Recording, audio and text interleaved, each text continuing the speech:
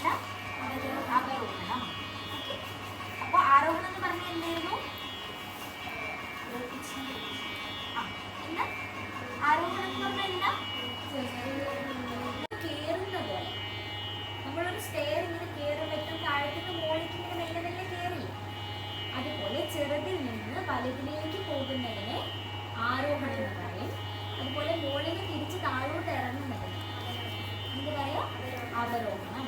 മനസ്സിലായോ? അപ്പൊ ഒന്ന് പാടി നോക്കാമേ.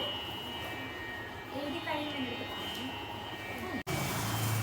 സപ്തം എന്ന് പറഞ്ഞാൽ 7 സ്വരങ്ങൾ. 7 എന്നാണ് സപ്തസ്വരങ്ങൾ. 7 സ്വരങ്ങൾ. ഏതൊക്കെ 7 സ്വരങ്ങൾ?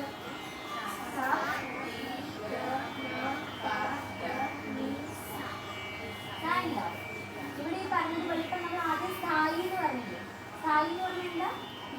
സ്വിച്ച് ആണ്. അപ്പൊ ഇവിടെ 7 8 സ്വരങ്ങൾ വരുമ്പോൾ ചിലപ്പോൾ 8 നമ്മൾ കൗണ്ട് ചെയ്യുന്നത് രണ്ടിലുള്ള എല്ലാവരും ഓർത്ത് പറഞ്ഞേ.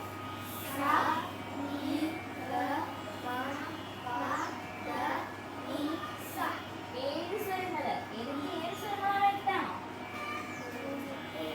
7 ആണോ? ഒന്ന് 7 ഏതൊക്കെയാ?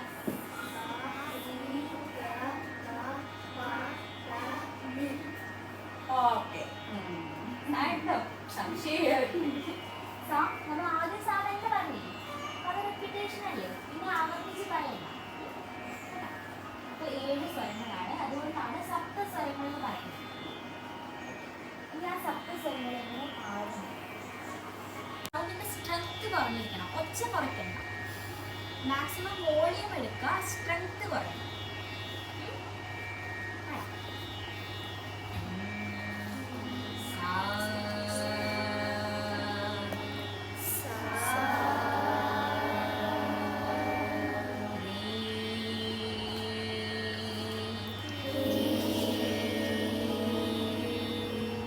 God.